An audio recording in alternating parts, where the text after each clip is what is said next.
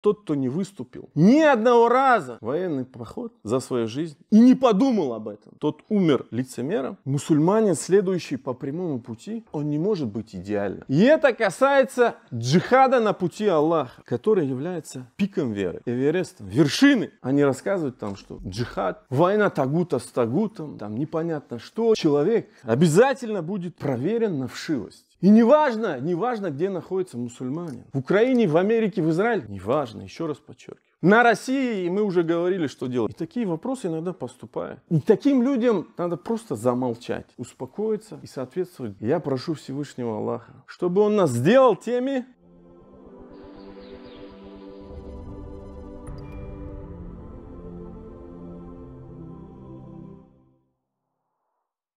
дорогие верующие, самая великая милость Всевышнего по отношению к человеку – это вера в Него одного.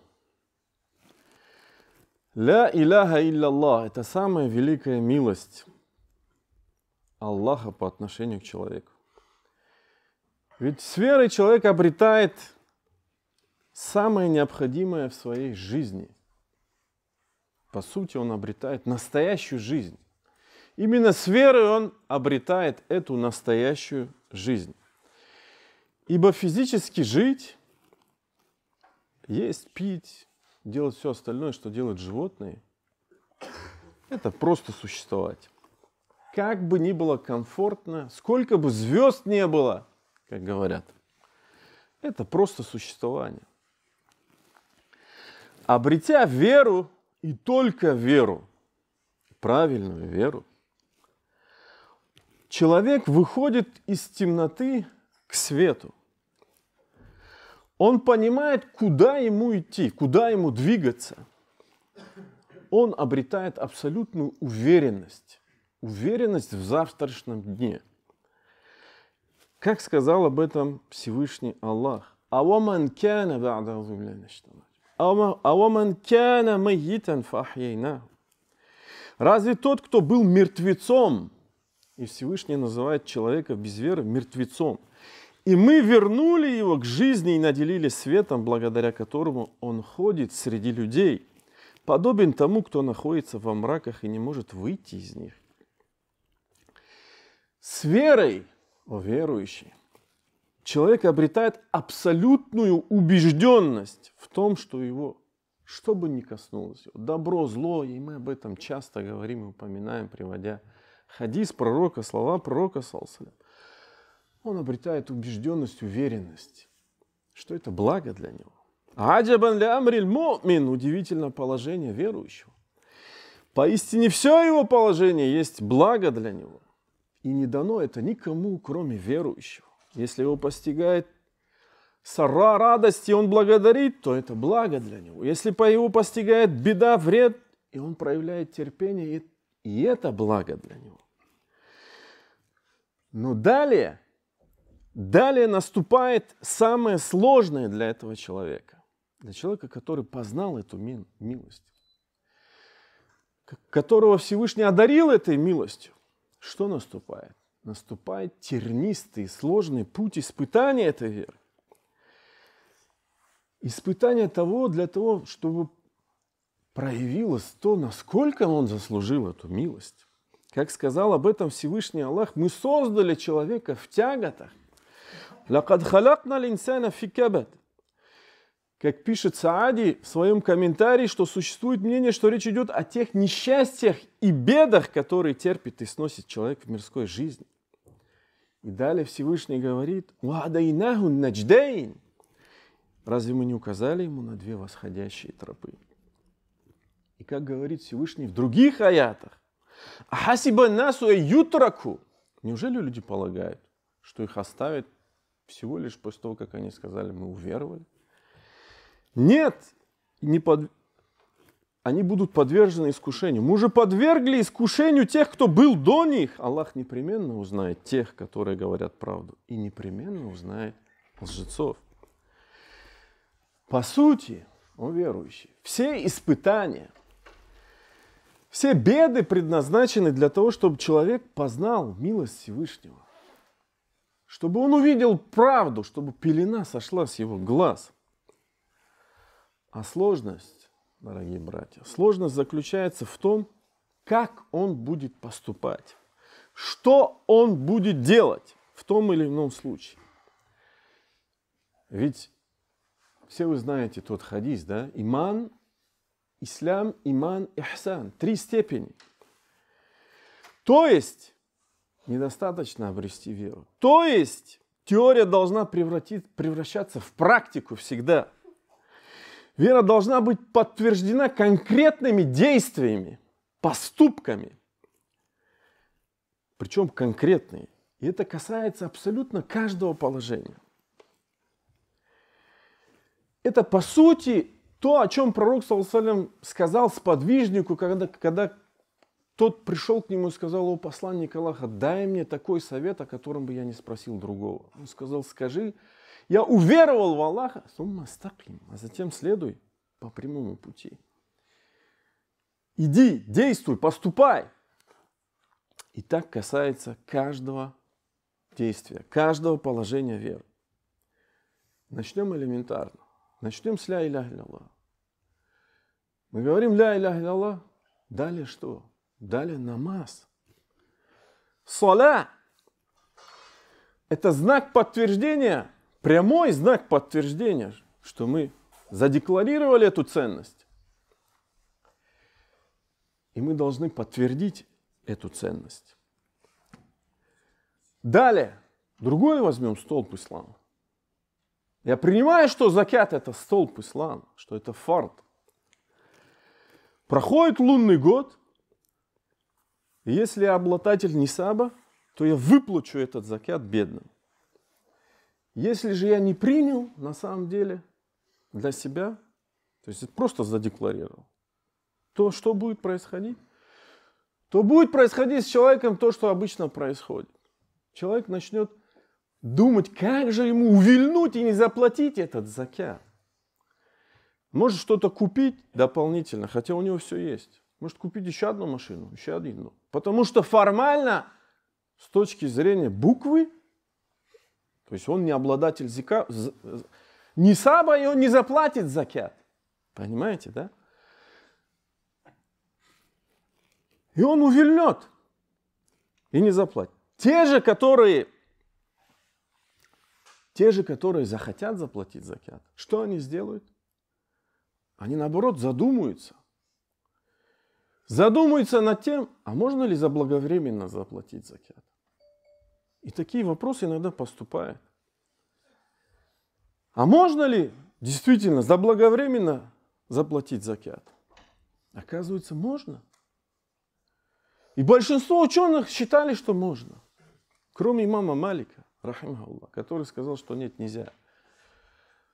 На основании известного сообщения о том, что пророк саллаллаху алейхи ва саллям принял от Аббаса закят за 2 года вперед. И большинство ученых считает, что можно. Это касается в первую очередь тех людей, у которых, например, стабильная зарплата большая. Айтишники, например, получают такую зарплату. Которые говорят: Майдероджа, можно заплатить? Да, можно. Проблем нет, можно. Можете платить. И это особенно актуально сейчас, в это тяжелое время. То же самое касается поста. Если человек принял для себя, что пост это фард, поститься, он постится. Если же нет, если же задекларирована эта ценность, эта вера, она нету на самом деле этой веры, то что он начинает делать? Он начинает увиливать, начинает придумывать. Да? Особенно, когда пост приходит в летнее время, знойное время, жаркое время. Он сафар какой-то придумает, какую-то болезнь придумает. Договориться со своей совестью. Потом Рамадан пройдет, а потом в зиму попощусь, мне проще будет. А потом, возможно, и в зиму не пропаститься, забудет. Забудет, потом вспомнит перед следующим Рамаданом и так далее. И так далее, и так далее. Дорогие братья, намаз, пост, закят, Это самые простые примеры из жизни обычного мусульманина, которые должны быть понятны каждому из здесь сидящих.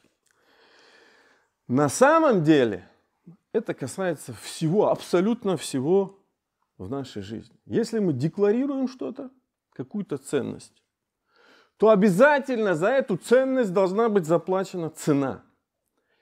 Не может быть такого. И человек, дорогие братья, обязательно будет искушен. Иными словами, проверен на вшивость. То, что он декларирует, то, что он говорит, я верю, я такой и так далее. На самом деле соответствует это действительности или нет? Он будет искушен голодом, холодом, сытостью, теплом, бедностью, каждый по-разному. Богатством, комфортом, трусостью, малодушием, алчностью своей низменной души. Как об этом говорит Всевышний во многих аятах. Так вот, дорогие верующие, если мы правдивы перед Всевышним, если мы говорим на «ты», то есть со своей совестью, то наша теория обязательно будет превращаться в конкретную практику. Через конкретные, прямые, последовательные, логичные поступки. По принципу, опять же, который гласит в соответствии с хадисом: «Куль аманту билля сумма стаким». Скажи, я уверовал в Аллаха, затем следуй прямому пути. Все иное, то есть если это не происходит, то на самом деле это отговорки. Невразумительные, непоследовательные аргументы. В лучшем случае самообман, в худшем случае это лицемерие. В худшем случае это попытка обмануть Всевышнего. Это лицемерие. Если мы стараемся жить по этому принципу, дорогие братья, тоже очень важно. Это вовсе не означает, что человек, который старается быть филистикама, следовать прямо, что он не будет ошибаться. Это вовсе это не означает. И это следует из духа сунны, из духа ислама. Как об этом опять же говорит Аллах Субхану ва Тааля в контексте про истикаму. Он говорит: «Фастакиму илейхи». Всевышний говорит в одном из аятов: следуйте по прямому пути к нему. «Вастагфируху». И вслед за этим глаголом идет следующий глагол: «Вастагфируху». И просите у него прощения. Что контекстуально подразумевает то, что человек не сможет не ошибаться. Он будет ошибаться. И это вытекает из хадисов, многократных хадисов, в частности, где пророк саллаллаху алейхи ва саллям говорит: «Саддиду ва карибу». Старайтесь поступить правильно. Намагайтесь, старайтесь. Ва карибу. Делайте, приближайтесь, делайте как можно лучше. Или в другом хадисе, где пророк саллаллаху алейхи ва саллям говорит: «Валя истакиму валян тухсу». Следуйте прямому пути, валян тухсу. Буквально перевести, если не сможете вы исчислить. Но здесь что здесь имеется в виду? Исчислить имеется в виду, что человек, то есть как бы он ни старался, он не сможет. Он будет ошибаться. Это имеется в виду. В общем, если переформулировать и сказать проще, практично это означает: не ошибается тот, кто ничего не делает. Отсюда же, о верующий, вытекает то, что мусульманин, следующий по прямому пути, он не может быть идеальным. То есть не надо идеализировать картинку. И не будет он идеальным. Самое главное, что вот эта мысль, потому что очень часто мусульмане что-то идеализируют и видят это как нечто, что недосягаемое. Чтобы это не удерживало человека от конкретных поступков, от конкретных действий, от старания, желания что-то делать на пути Всевышнего. Дорогие верующие, поистине в день джума есть такой момент, когда Всевышний Аллах принимает наши мольбы. И я прошу Всевышнего, чтобы мы застали этот момент. Астагфируллах ли ва лакум. Поистине вся хвала принадлежит лишь одному Аллаху. Лишь Его мы восхваляем. Лишь Его молим о помощи и прощении. Кого Аллах наставит на истинный путь, уже никто не собьется с этого пути. А кого Аллах ведет в заблуждение, уже никто не наставит на этот истинный путь. И я свидетельствую, что нет Бога, кроме одного единственного Аллаха. Я свидетельствую, что Мухаммад Его раб и посланник, а после. Итак, как мы уже подчеркнули, дорогие верующие, дорогие братья, за декларируемой ценностью, верой, должна быть заплачена конкретно осязаемая цена. Поступки, действия. Иман, ислам, ихсан. И это касается абсолютно всего в нашей жизни. И это касается джихада на пути Аллаха, который является пиком веры, эверестом, вершины. Если мы это утверждаем, если мы это декларируем, если мы в это верим,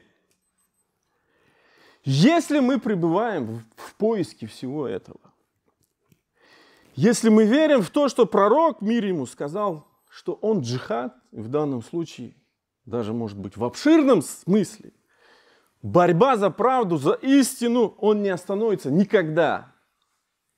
Никогда. Как это приводится от Муаира ибн Шу'бы, что пророк, саллаллаху алейхи ва саллям, сказал: «Ла язалю таифа». Непременно будет такая группа мин уммати, из моей уммы, захирина хатта ятияхум амруллах ва хум захирин, которые будут отстаивать очевидно истину, захирина, до тех пор, пока не придет повеление Аллаха, ва хум захирун, и они так будут продолжать это делать, очевидно, отстаивать истину. В другой версии: непременно ля тазалю таифа мин уммати, из моей уммы непременно будет группа людей, которые будут отстаивать каима би амрилля, повеление Аллаха, ля ядуррухум ман хадалахум, не навредит им тот, кто их предаст, ау халяфахум, или те, кто пойдут против них, хатта ятия амруллах, до тех пор, пока не придет повеление Аллаха. Если мы верим, что борьба за правду и истину будет до судного дня, и будут обязательно из этой умы те, кто будут отстаивать и бороться за эту правду и истину, как это объясняют в толковании к этому хадису. И, кстати говоря, вовсе не обязательно, чтобы эта группа была в Шаме или в Кудсе или еще где-то. Потому что это добавка, которая есть в других хадисах, когда спросили у пророка, а где эта группа и тому подобное, и пророк сказал, что она там-то, на самом деле они не слабые. Они слабые все. И это подчеркивают ученые, имам Табари и другие ученые. Не обязательно. И этой теме можно посвятить отдельную хутбу, и мы, иншаллах, так и сделаем. Если мы верим, верующие, если мы верим в слова пророка, мир ему, что тот, кто не выступил ни одного раза в военный поход за свою жизнь и не подумал об этом, тот умер лицемером, как сказал пророк саллаллаху алейхи ва саллям. «Ман мата валам ягзу, валам юхаддис нафсаху билгазу». Тот, кто умер и не совершил военный, и не подумал об этом, то есть не вознамерился этого сделать. «Мата аля шу'бати мина нифак». Умер отчасти в лицемерии. Если мы это все декларируем, веруем в это, то мы обязаны искать пути. Мы обязаны искать пути, как это сделать. Поставиться целью для себя. Найти свое место, как мы об этом уже говорили. А не рассказывать там, что джихад сегодня там, это война тагута с тагутом, там непонятно что и тому подобные вещи. И неважно, где находится мусульманин. То есть, если он декларирует эти все ценности, верит во все это, признает все это, он должен искать. Неважно, где он. В Украине, в Америке, в Израиле, где. Неважно, еще раз подчеркиваю. На России, и мы уже говорили, что делать мусульманам на России. Если же мы говорим, но не готовы, на самом деле, то это что? О чем говорит? То это говорит, если человек как бы начинает искать отговорки, отговаривать других людей, то на самом деле это свидетельствует о его малодушии. И таким людям надо просто замолчать. успокоиться и соответствовать другому принципу нравственному в исламе. Эль-муслиму мансалима. Мусульманин тот, кто обезопасил других мусульман от своего языка. Не разносить, не говорить всякие дурные вещи и глупые вещи. Я прошу Всевышнего Аллаха, чтобы Он нас сделал теми, кто декларирует ценности, четко, стойко следует этим ценностям. Кто соответствует принципу «Куля аманту биллах, сумма стаким». Скажи, я уверовал в Аллаха, а затем последовал прямому пути.